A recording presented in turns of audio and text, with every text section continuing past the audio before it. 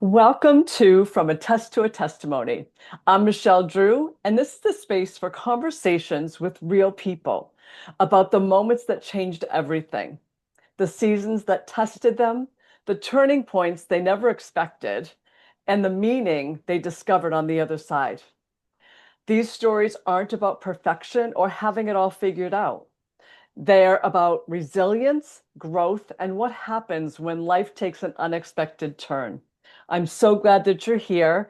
And today's guest has become a friend of mine, and we met through business networking, and we just happened to be on a Zoom together, and I heard her story, and it just broke my heart. And I asked her if she would consider sharing her story with the audience of From a Test to a Testimony. And I'm not going to say much more about it because I really want it to come from her and her heart. And I hope that I can make it through without shedding a few tears. So, Emily Tosoni, welcome to From a Test to a Testimony. Thank you so much for agreeing to open up your heart and share your story today. Thanks, Michelle. I'm so Yeah. glad to be here. And I really appreciate the opportunity to get to share. Um, and I guess I want to start by saying for anyone that is listening, like Yeah. you can also always reach out to me if you have other questions. Um, yeah, I'm always open to have more conversation about my experience and connect if that's an experience you have had and need support in that way. I love that. I love that. And I feel like so many people are going through this type of thing and they don't have that Yeah. offer of connection. So thank you for that. Yeah. So take us take us to the time of your life that you're going to share with us that um you go ahead. I'm going to let you Yeah. take it. Yeah. So, in 2016, I had a pretty phenomenal year. I went on my honeymoon, bought a house, with my husband, and our first house that we were first time home buyers, very exciting. And then shortly after we moved into our new home, we found out we were pregnant. And it was like, oh my gosh, what a fun year. Right? We were having like a really like killer start to 2016. And I guess I'll step back a moment and say I grew up from about 14. I was diagnosed with polycystic ovarian syndrome, and I was always told that I would probably struggle to get pregnant because of that and because of the symptoms and like irregular periods and all sorts of things. So after we got married at the end, in the middle of 2015, we decided, do we want to have kids? Do we not want to have kids? We're kind of like, either way. So let's just see what happens. Yeah. So the fact that I got pregnant felt kind of like a miracle. Yeah. Um, and we were both really excited. So I think like so many of us, I waited until 12 weeks Yeah. to like tell our like larger friend audience. We of course we told our parents and our family and close friends and whatnot. Um, Pretty much like right after we found out, but we waited until like the safe time, in air quotes there, like the Yeah. safe time to tell the rest of our network. I announced it on Facebook because this is 2016, so I was not like very active on Instagram at the time, but Yeah. it was like all I on Facebook, which is where most of our connections and friends, where we like stayed, connected with them. Mhm. We had an ultrasound at around 8 weeks, and everything looked fine at that initial ultrasound. I am someone who, after getting pregnant, realized I also struggle really intensely with depression during pregnancy, which is not something I had really heard of. So I remember talking Mm. to my midwife pretty regularly about, like, girl, I am struggling. Like, I know I have anxiety. I implement all the things I can to really help with that. But like, I am really struggling. And this is something that also doesn't get talked a lot about, like actually struggling with mental health during pregnancy. So I hated being pregnant. Like I loved the experience of I'm growing my child, and I also hated it. So Mm. just to like set the stage. Yeah. Yeah. So, and also like feel free to ask me any questions as I'm going if Yes. there's something more. Yeah, Um, definitely. so we went in on November 8th of 2016 to have our anatomy scan. So this happens, you're halfway through pregnancy and they do like a real full, this is usually like the first time you're actually getting to see more than just like a jelly bean. So we went in, we went in for our ultrasound and it was early in the morning. It was on a Wednesday.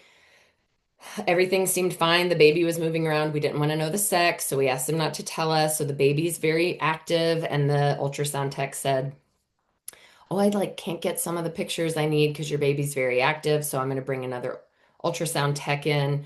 And they made it like it was very calm. There was no, I'd never had an ultrasound before, so I didn't Right. really know. I didn't really know. I was like, I just need to Right. pee. Can I? Because you have to, if you're not familiar, you go in to get an ultrasound when you're pregnant and you have to have a full bladder so they can see Oh. better. So, like, and then they're pressing on your belly with, I just wanted to go pee. Like, Oh. I was like, let me, can I please go to the bathroom? So we left, went about our day. I took a nap. I worked for myself at the time. And around 2:30 in the afternoon, 2 o'clock-ish, I woke up and I had a missed call from my midwife. Called her back, left a message. She called me back around 2:30. So this is like I talk a lot in the support group that I started after this experience. And anytime I tell this story, like this was the before and after for me. So like November 9th, I think I said the 8th to begin with, but it was November 9th. It's kind of like the before and after of my life. Mm. Because my once I got on the phone with my midwife, the first thing she said was, Emily, are you sitting down? Oh.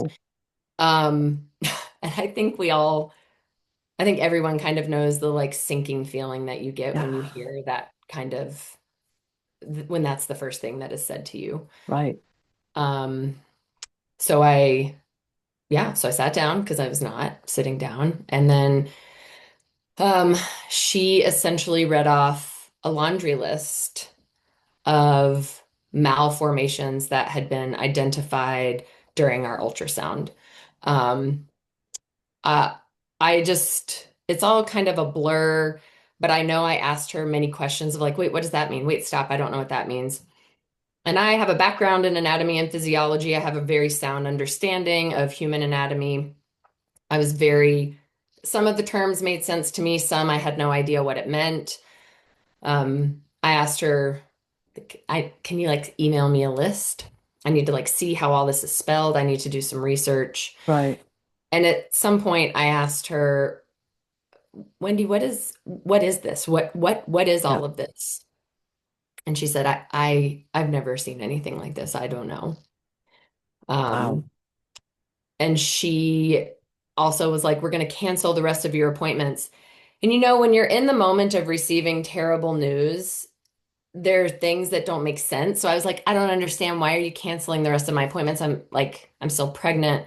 Right. And she was essentially like, well, whatever is going on with your baby, it's out of like my scope of practice. We're referring you to a maternal fetal medicine specialist. So again, things that like I didn't even know existed. Maternal fetal Mm. medicine specialist, like what is it's Right. when you have a pregnancy that there's something wrong, you go to this specialist. Special. Yeah. So I got off the phone, called my husband. He came home from work. You know, I think I probably said something like, something's wrong with the baby. Mm-hmm. Came home. I spent the rest of the evening researching, talking to all my friends that work in medical fields, you know, in labor and delivery, in ultrasound, asking lots of questions. What does all this mean? Mm. And essentially, before we had even gone in to see the maternal fetal medicine specialist, kind of already knew what the outcome would be based off of the list of things that were wrong. Right. Um, so that was on a Wednesday. On Friday of that week, we drove over to, so I live in Montana. We drove over to Missoula, Montana, which is where the maternal fetal medicine specialist was located. It's like a 2 hour drive. They did 3 more hours of ultrasounds, like just looking at every angle possible. Um, and then we got to actually meet with the maternal fetal medicine doctor. So, I there's there's so much in all of this. Um, and I was like very aware of what was happening, and also it's all very blurry. Like all Right. my memories are pretty blurry, and there are some parts that are very clear. Like when the doctor came in and said, "Okay, from what we can see, your baby either has trisomy 13 or limb body wall complex." And I was like, "Whoa, whoa, what did you just say?" Right. Like legitimately, I didn't understand. That sounded like blah, Right. gibberish. Slow it down. Like what? I have no idea what you just said. I think it was, I mean, truly, I was like, I think it's English, but I literally have no comprehension of what you just And said. who does outside of And that who does? industry? Exactly. And so he's like, yeah, let's talk about it. Limb, like limbs, body, meaning like the like your core area, limb body wall, so meaning like your abdominal wall complex, limb body wall complex. I was like, okay, tell me more.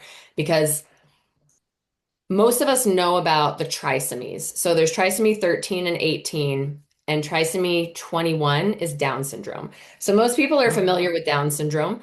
yeah. It's chromosomal, right? This is a Yeah. chromosomal abnormality if that's it's just anyway. Trisomy 13 and 18 are fatal. Trisomy 21, which is Down syndrome, is not, but 13 and 18 are. So I already knew this from friends. I have a girlfriend that I grew up with who had had a daughter with trisomy 18 who had passed shortly Mm. after she was born. So I knew what that meant. I had no idea what limb body wall complex was. So he gave us more detail that essentially, if that's what it was, that during development, things just don't develop correctly. That's all it Mm. is. There's no known cause. There's no reason for it. There's nothing I did. Yeah. It's just development doesn't always happen in the right way. It just doesn't always complete itself. Mm. So normally in limb body wall, during the initial formation stage, the skull will not fully close. So you do that first ultrasound and you see Can that see the that. the Yeah. skull is not closed, the brain has developed outside, and then you move forward with a D&C, which is an abortion. Yeah. Okay? Like when you have a diagnosis like that, you have to have a procedure that everyone refers to as an abortion. It's a D&C or D&E, because that's not viable. Um, However, with our child, the face had closed, and so had the chest wall, but the abdominal wall did not. So Okay. on ultrasound, again, there were lots of malformations, but there was no bladder. The abdominal wall defect was so low that there were no external sex organs, so they could not tell if it was a boy or a girl. All of the other internal organs that should be in your abdomen were in what they call an umcephaly. So it was attached but floating outside. Wow. And other things, lots of Mm. other things. But Mm. those were like the main, some of the main things. So essentially, we had a living child Mm. that spine was completely crooked. There was no way to know if the brain was actually developing properly based off of how the spine, so many things, okay? Like Yeah. so many So things. many. So essentially, he said the only way to know the difference if it's trisomy 13 or limb body wall complex is to do an amniocentesis, where they put a big old needle into your pregnant belly and take out some of the fluid, and then they Oh, run, DNA tests and all the things. And I said, okay, great, stick me, let's right. do it. So this was all on a Friday. They did the amniocentesis. We had lots more conversation about, he was pretty certain at the time it was limb body wall complex, but had to do this test to rule it out. Mm. So we came back to Helena and where we live, And this is I always want people to kind of conceptualize you've received the worst news of your life, and then you have to try to function because like sitting down and doing nothing is almost worse Mm. than trying to keep yourself busy. So that was on a Friday. Um, we came back and I tried to just be normal. I tried to like keep Mm. up with things that I already had scheduled for business and with friends. Um, I mean, I am very much an open book, so I was sharing with them what was happening. Um, I was spending a lot of time in those however many days, 4 or 5 days, like zoning out in the kitchen, like just like Yeah. staring off, trying to keep myself as calm as possible because I kept thinking, well, I mean, I am still pregnant and there's still this child growing inside of me. I have to stay calm. I have to eat. I have to try and rest. Um, so we went back over to Missoula on Tuesday. So from Friday to Tuesday, we just both tried to function.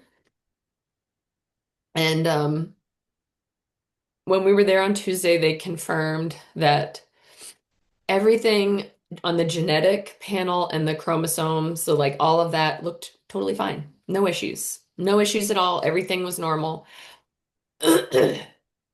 So they diagnosed our son. We found out at that point that genetically, the sex of our baby was male.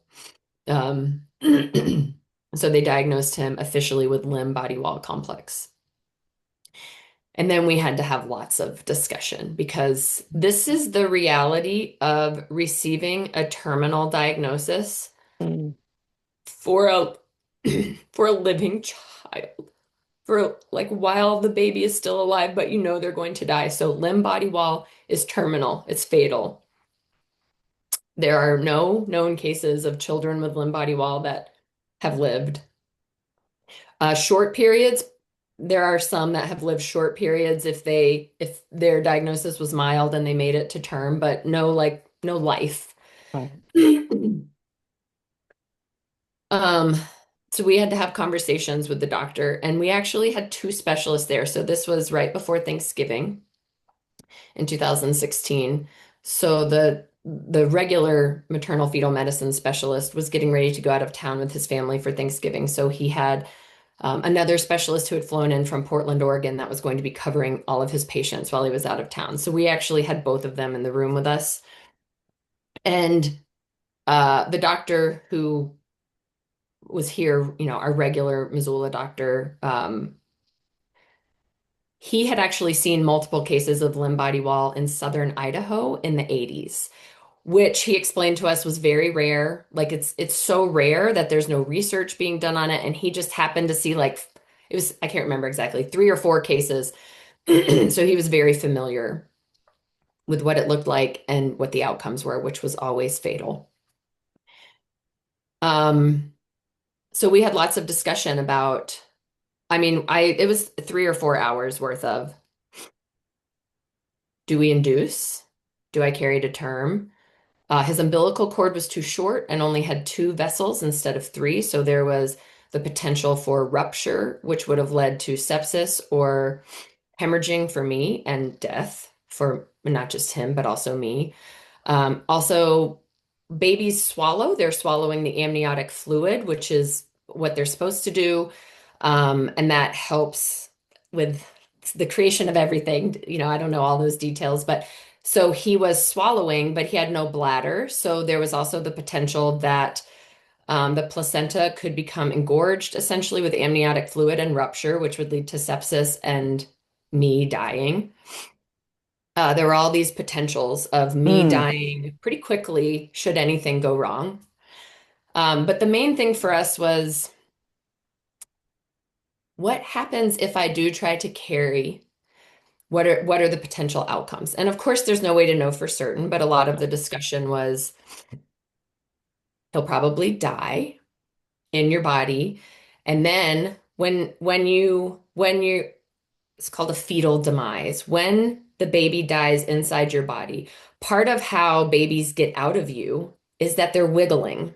Mm. That's part of like the delivery process is they're wiggling their way out. When they die, that doesn't happen, which makes delivery very difficult. And then there's the C-section option, which is fine.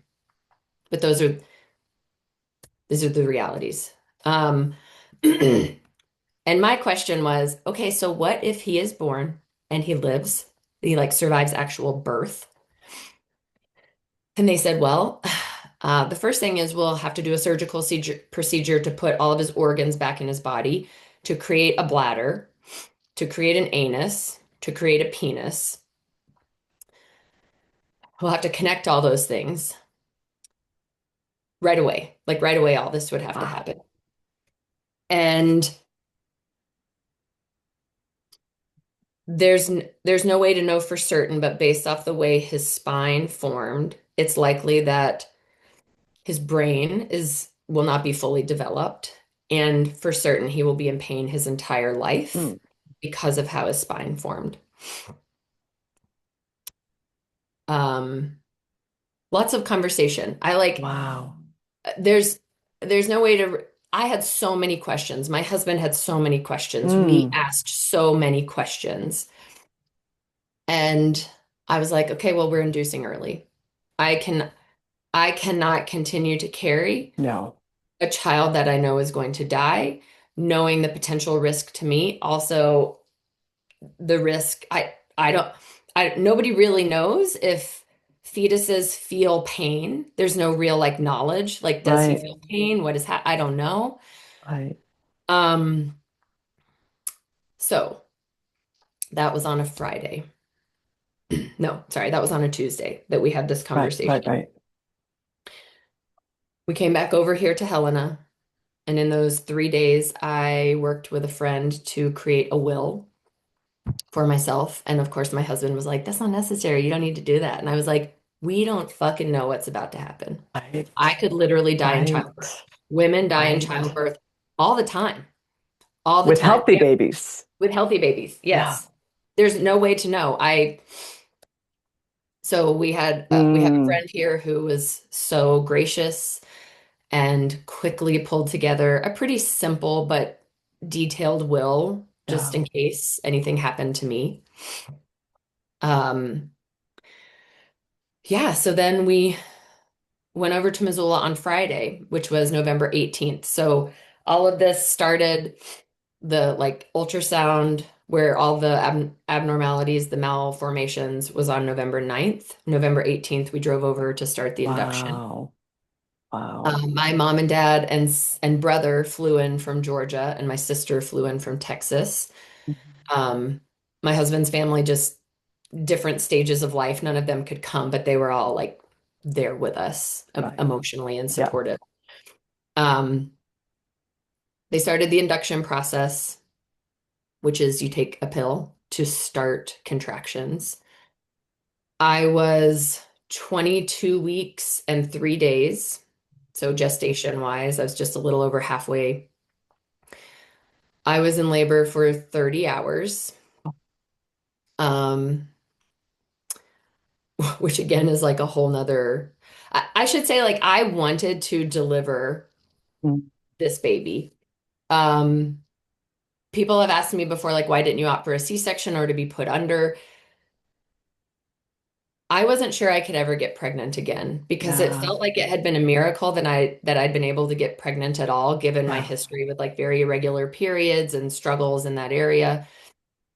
And all I could think was, if I can't get pregnant again, if this is our only child, uh, I had always wanted to have an unmedicated birth if possible, Mm.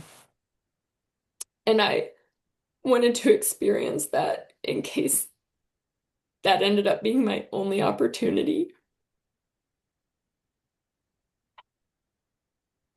So,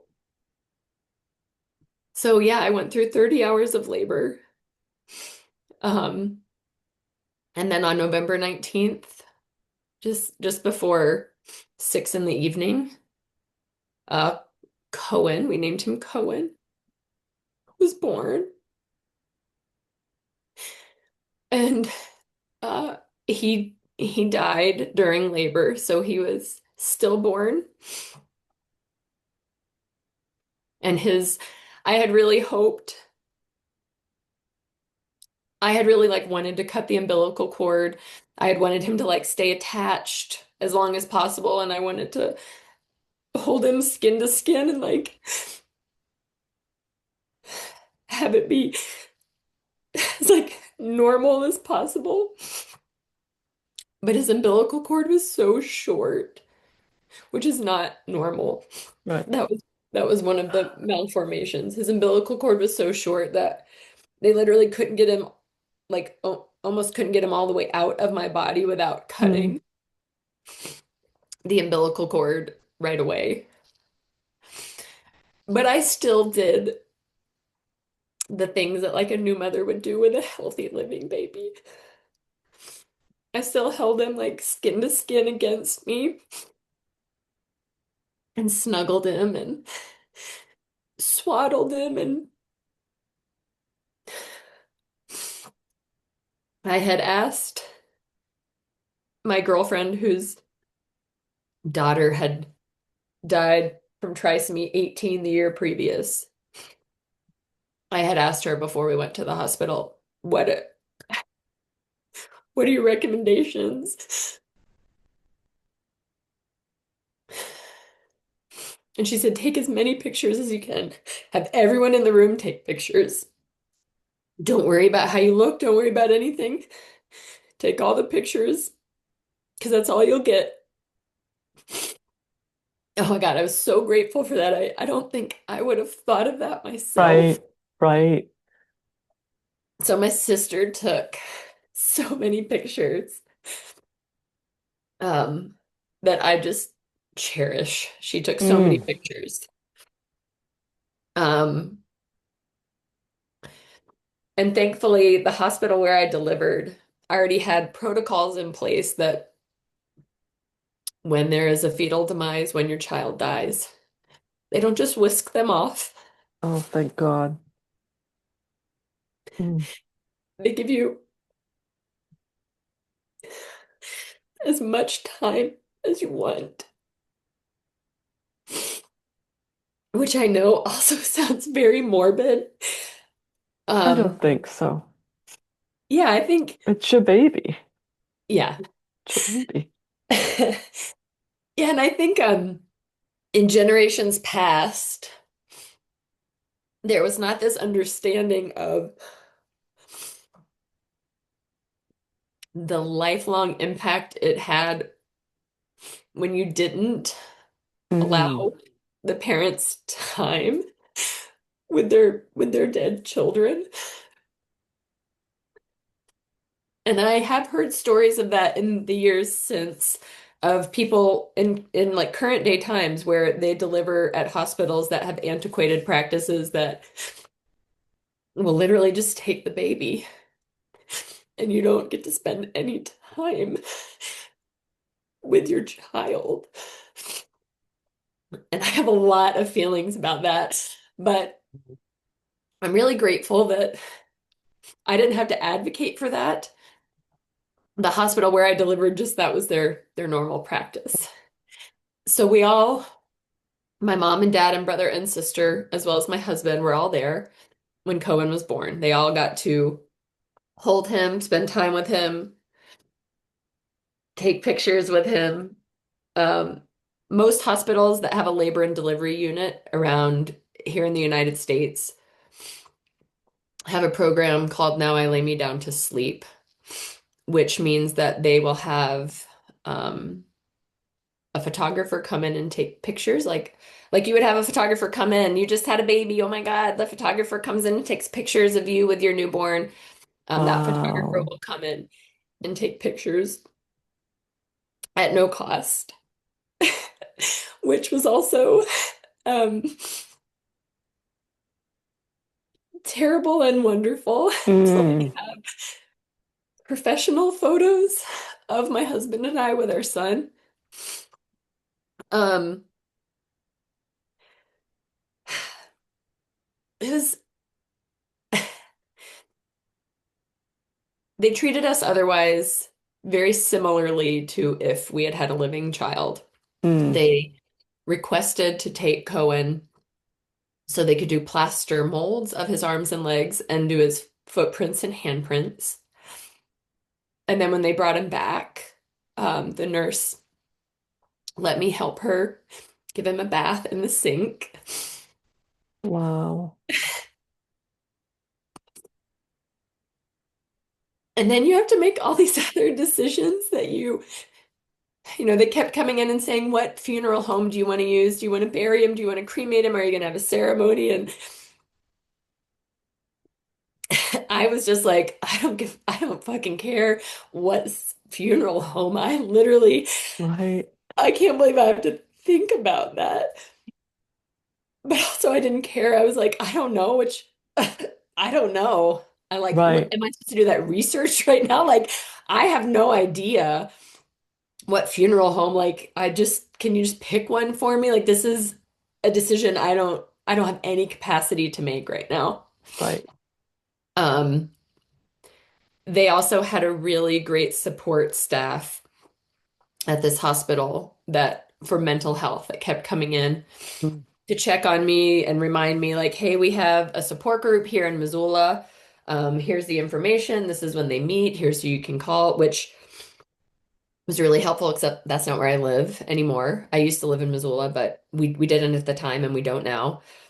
Um, okay, so we slept the rest of that evening.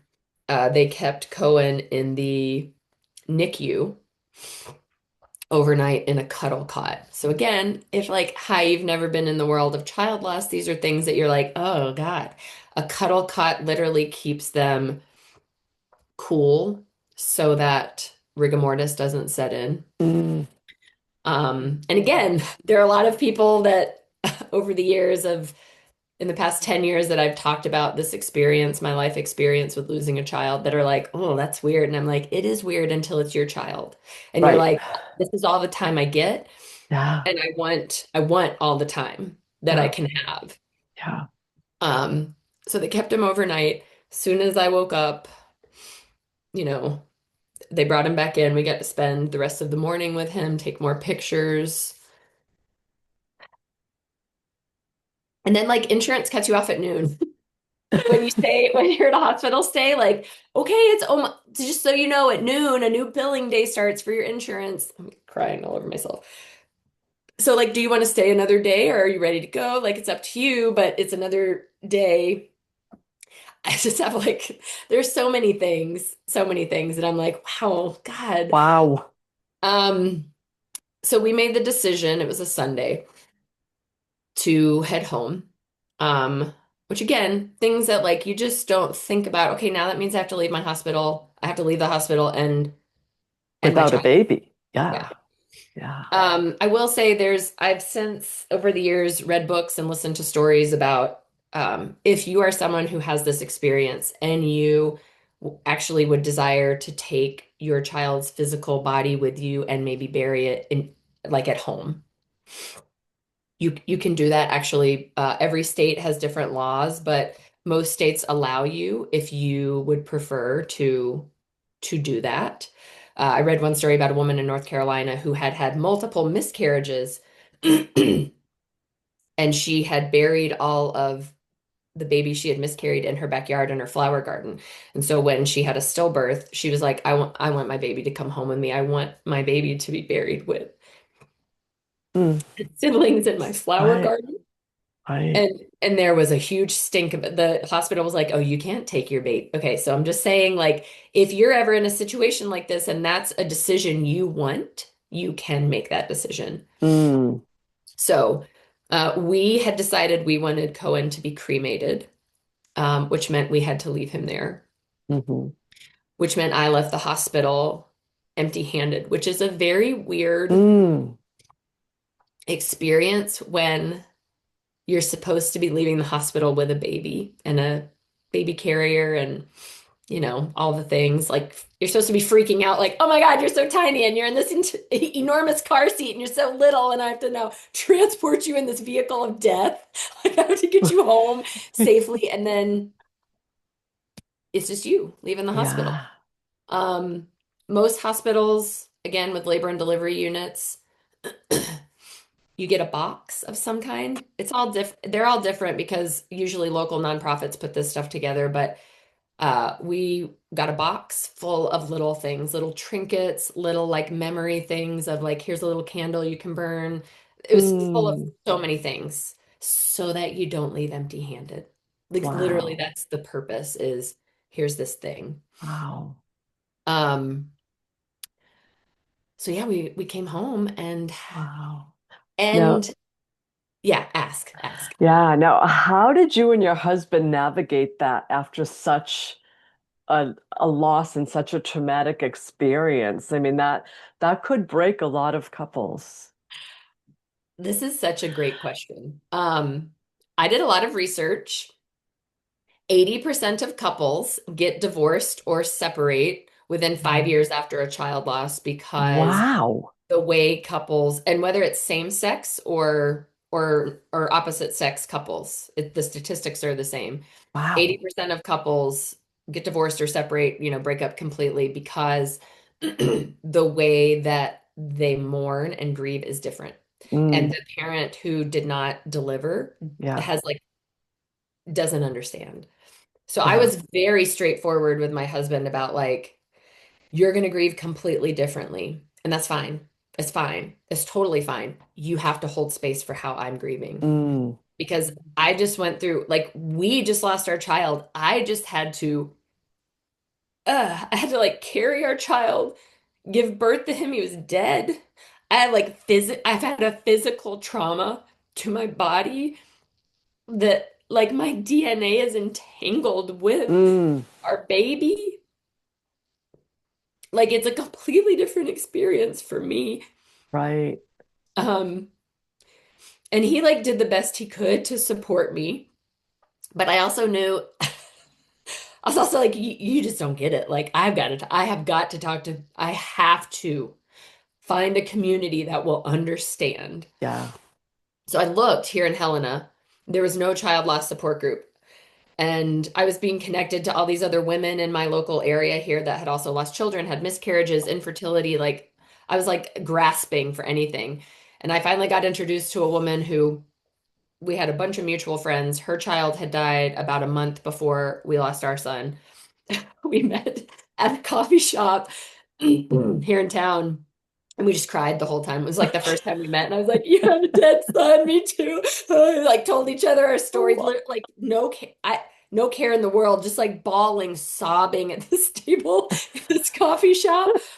And we literally were like, "Hey, let's run a half marathon together in memory of our dead sons, and let's start a support group." And we did. Wow. So that was in January of 2017. We started the support group 2 months later. So this month, March of 2026, is 9 years since we started our Wow. support group. And it's for women and their partners. Infertility, miscarriage at any point of the child loss, any point of the journey. Yeah. Um, so we've been doing that for 9 years. We meet every month. It's peer led. So it's Ashley, who I run it with, is a therapist, but we run it as we're just mom to mom, parent to Mm, parent, what this experience has been like. yeah. And we ran a half marathon. We ran a half marathon in Glacier National Park, which is here in Montana, in June of that year. And we have run half marathons almost every year since. I missed a few years because of some injuries, but we have a group of girlfriends that we all run together, these half marathons. We travel to different places. Wow. Um, so next year for our 10th anniversary of running half marathons, we're going to get special shirts made. We're still like figuring out what they're going to say, but essentially in memory of her son's name was Lachlan. So in memory of Cohen and Lachlan, 10 years of Mm, running. yeah. Yeah, I mean, it has been the worst experience of my life that Mm, I hope there's never anything worse. Like I was able to yeah. have another child. He's almost 8. Yes. That incredible experience to get to be a Hmm. parent to a living child. Right. But I have learned so much from losing a child Mm, about how to be kind and compassionate. And I would say that was probably my MO prior to. Like that's just kind of who I am innately. But it's like a different level of mm, compassion for my interaction with everyone. I am so much more thoughtful of what the hell is going on that I have no idea about, that you can't put into words, that you don't know how to talk about, that you can't process. mm, And that's why you are the way you are, or that's why your actions are, whatever it might be. Like I just am so much more thoughtful about, boy, I just have no idea what is going on in your world, and I cannot judge. I just have to mm. be as kind and compassionate as I can within like my own boundaries, of course, right? Like protect myself, but Yeah. also in a way that is compassionate. Because we just Don't. we have no clue what people have been through, what they carry, the stories, the experiences, the traumas, the Yeah. any of it. Right. Right. Yeah. Yeah. That's that's the gift that Cohen gave you, Yeah. right? He left a little something something with his mama, like this beautiful spirit that Yeah. lives on through you. That's special. And I talked to other families who have lost a child in different ways, different times. Um, and talk to me about how you celebrate him even today Yeah. with your living son.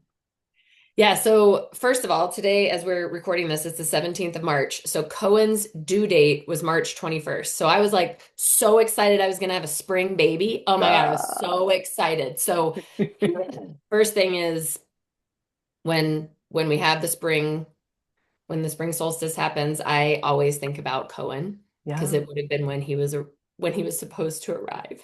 right. Um, so we always celebrate that. Yeah.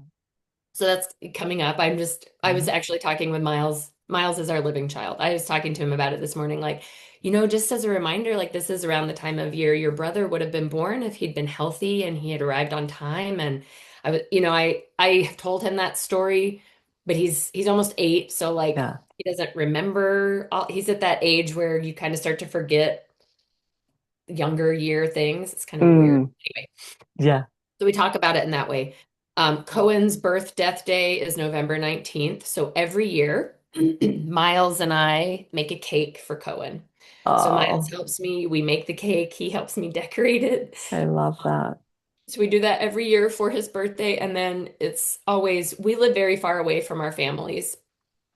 So it's just the three of us, my husband, Miles, and I. And then we have a couple that we are best friends with and their 2 kids. And so they always come over Uh, and we sing happy birthday and Miles gets to blow out the candles and cut the cake and our friends and their kids know about Cohen. And they're always allowed to ask questions, as they're getting older. We're always like, do you have any questions? Anything you want to ask? Miles has known about Cohen for his whole life. Like I have mm, always talked about Cohen. I bought a lot of child focused books when he hmm. was very little to read to him about what it being in a family Yeah. where a brother or sister has died. Yeah. So we've read those books his whole childhood. I talk about Cohen all the time. I have his ashes in our room. And so, sometimes he'll ask to hold the ashes. Mm, Um, and Miles actually had an experience we had just moved into this house. Miles was, I think, 1.5 when we moved in. So it was before he turned 2. No, it had to have been after he was 2 because he was talking. So we hadn't been living in this house for very long. And Miles said to me, Mommy, I saw myself up in the corner of my room last night. And I was like, What? oh, Tell me more. Tell me more. What does that mean? And he was wow. like, I saw myself floating up in the corner of my bedroom. Wow. And like I I don't know. I don't know. Who knows? But Ah, in my little heart, I was like, they say children 5 and under kind of have a portal. yeah, So in my mind, I was like, "Oh, you yeah. saw your brother." That's exactly what I thought. Yeah. Ex- So Miles has lots of Wow. questions, and we are very honest with him. That's Um, so healthy. yes. So And healthy. Michelle, it's so interesting how children are so awesome to talk to about death.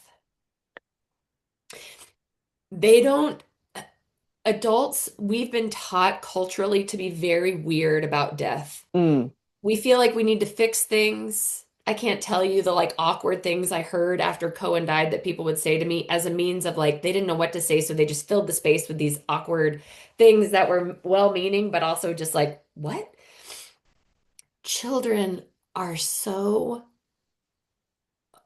open to like if Miles and I will be talking about Cohen and I'll be crying and sad and then he'll be like, "Hey mommy, let's just get popsicles." Like it just like flows with the conversation. He'll hold the space. He's like, "Mommy, it makes me so sad that you're sad." And that's a great portal for conversation where I'm like, "It's okay that you're sad too. You don't have to take on my emotions. It's mm, okay that I'm sad and heartbroken by this."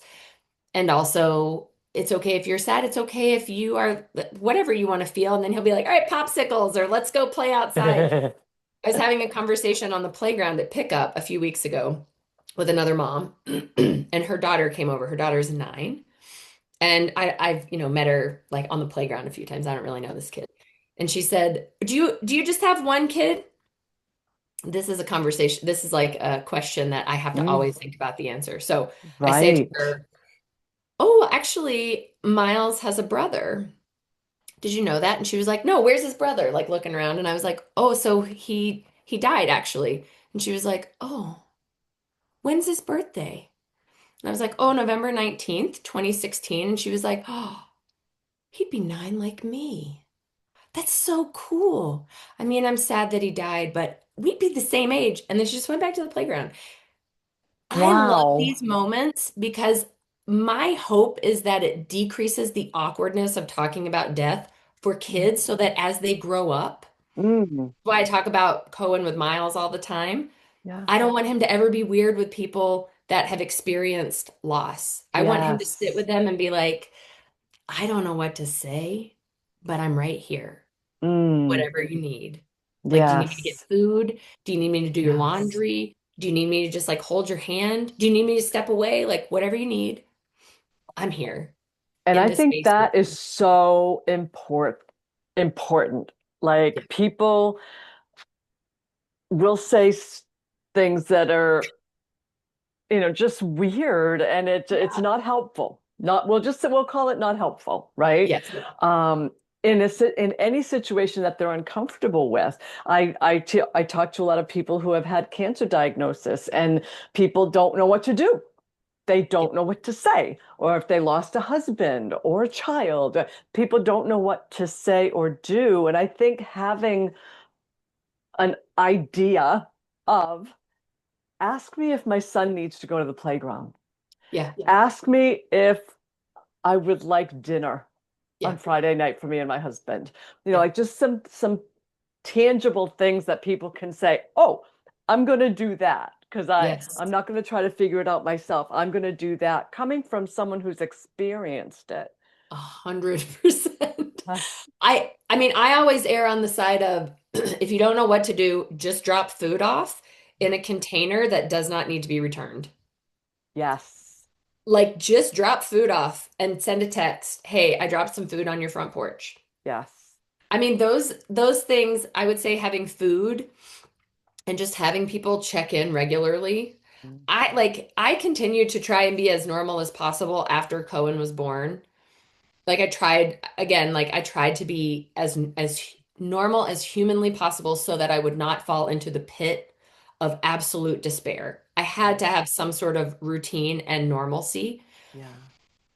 But it was also a very lonely time because a lot of people thought, well, Emily's being taken care of by other people. So I Mm, didn't hear from a lot of people that I really needed the support of.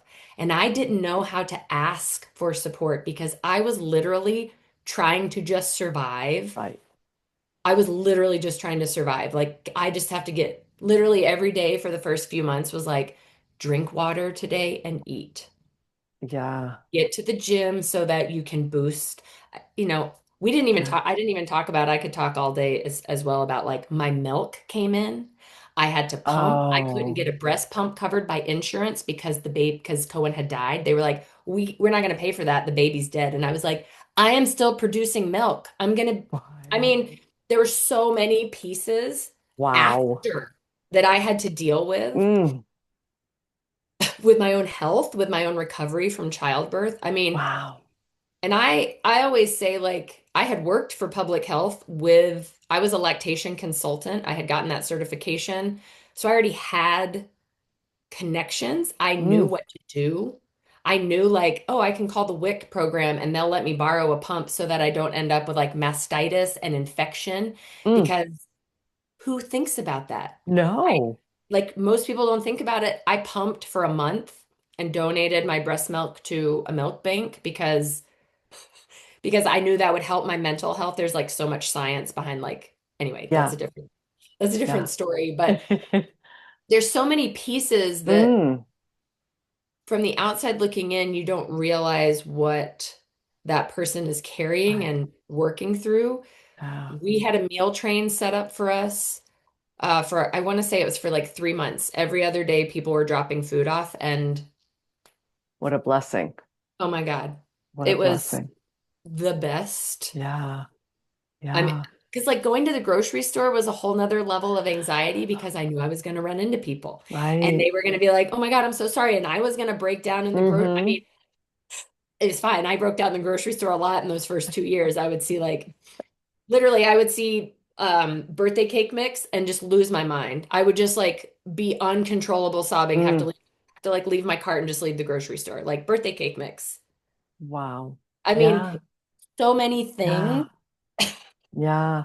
And going back to like all the things like the milk coming in and the pumping and all of that, that adds another level of how you and your husband had to grieve differently, 100%.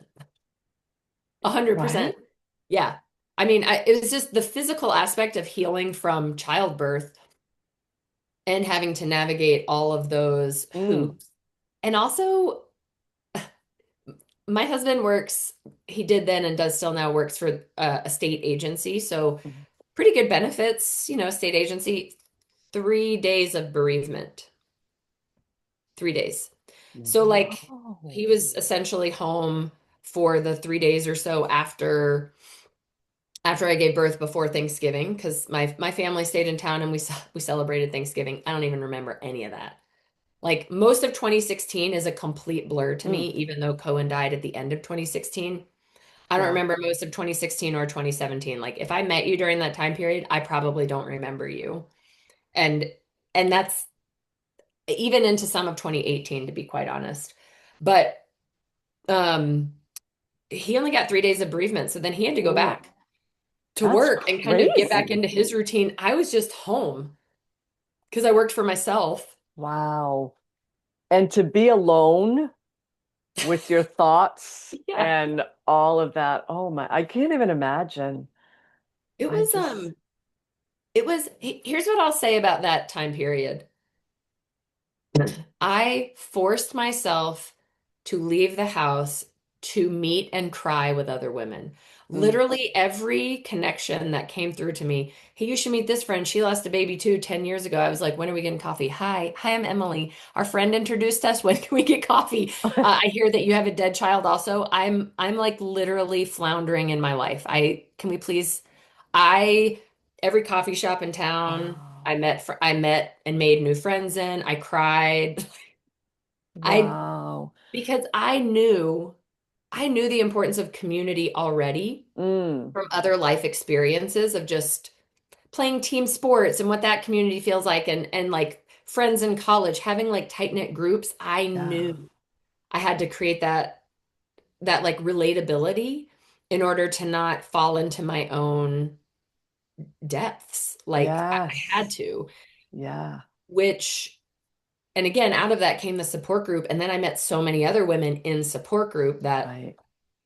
I mean, still to this day, if I meet someone who has also had a miscarriage, had a loss of some kind, has struggled with infertility, I'm like, you didn't know it, but we are like new best friends because we are connected on a level that so many people don't People don't, understand. yeah, right, right. Exactly. That's amazing. That is amazing. Wow. I knew I wasn't going to make it through without crying. I knew You're that. welcome. I needed Oh, that. I needed that release, apparently. Wow. Thank you so much for being so vulnerable and so open.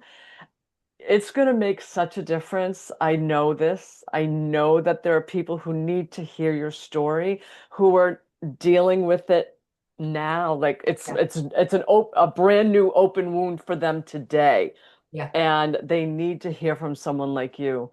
And the group that you run, is that local, or is it on Zoom, or is it something that other women can get information on? Yeah, so the support group that I co-facilitate is in person. It is in person. That makes However, sense. That makes yeah. sense.